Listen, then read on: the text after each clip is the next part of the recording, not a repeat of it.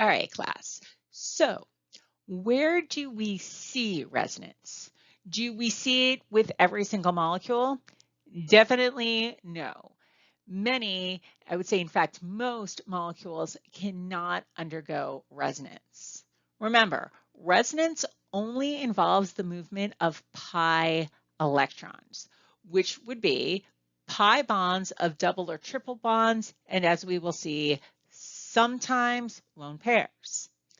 Electrons in sigma bonds can never exhibit resonance.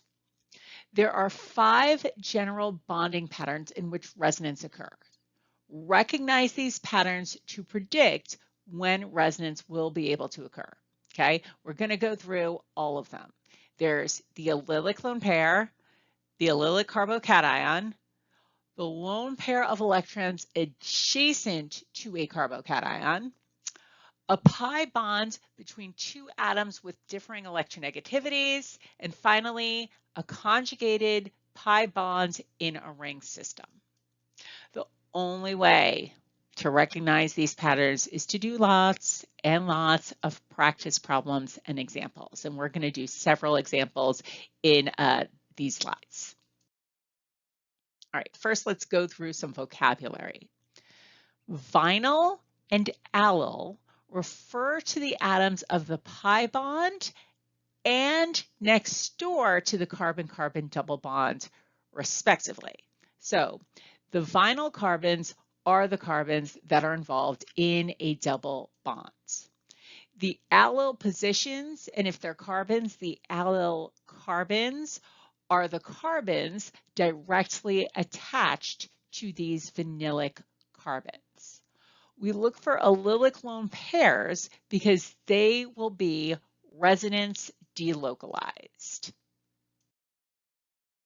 So all of the lone pairs drawn in these examples are allylic. 2 curved arrows must be used to show the delocalization of an allylic lone pair. Notice the base of the arrow starts at the source of electrons, and the arrowhead points to where the electrons are going. So let's look at the very first structure drawn out, okay?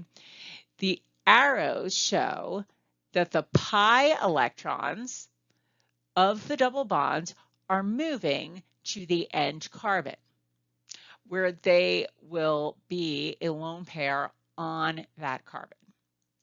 The lone pair electrons of the last carbon are moving between that last carbon and the middle carbon, where they will become a pi bond. The resonance structure drawn from this arrow movement will look something like this, okay? The pi bond became a lone pair. The lone pair became a pi bond. In this pattern of resonance, you will notice that the lone pair becomes a double bond between the atom that initially had the lone pair and the central atom that it's going to now share it with.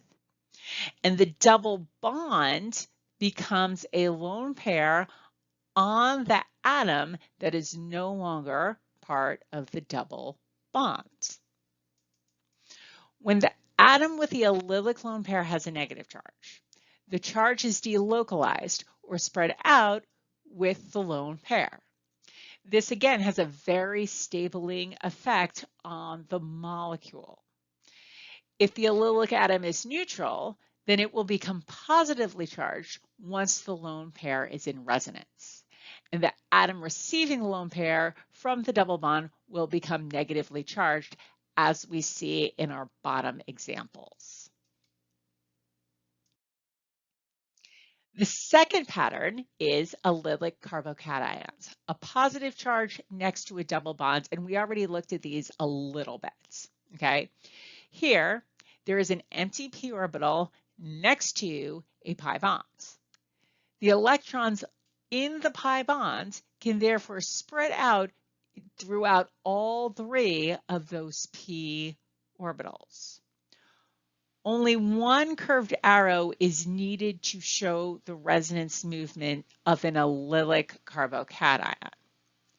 Now, if there are multiple double bonds that are one sigma bond apart, then you can have multiple contributors to a resonance structure, okay?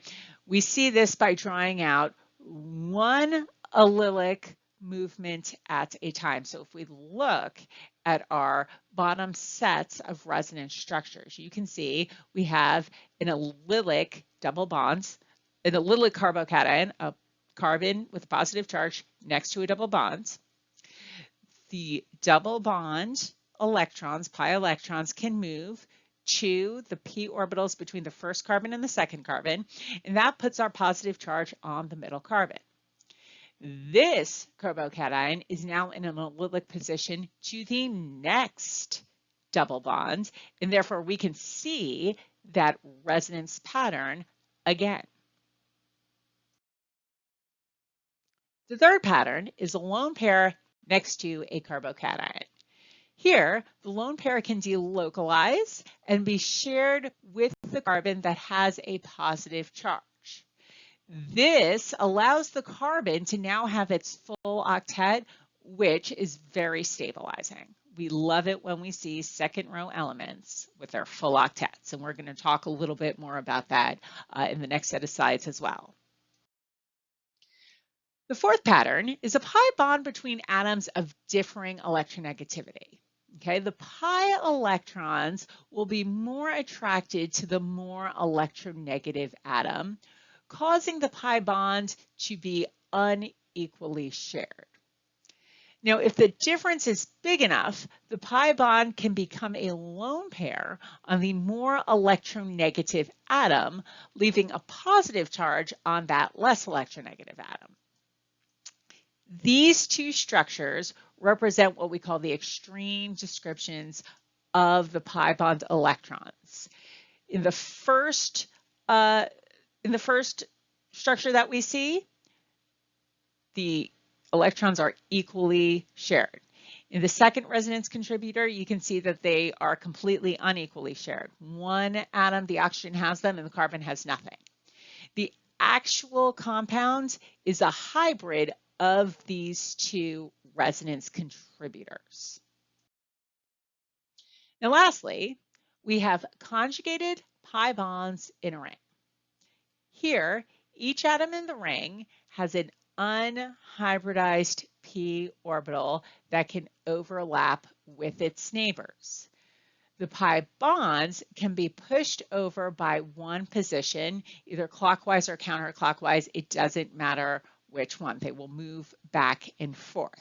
Okay, you can see that in this resonance pattern, all of the bonds have to be moving at once. You cannot move one bond at a time, because if you try to do that, you would break the octet rule for one of those carbons. Okay, so these are the 5 main patterns that we will see. You will notice that the first pattern and the final pattern involve having more than one arrow drawn at the same time. If you have an allylic lone pair, or if you have conjugated pi bonds in this ring,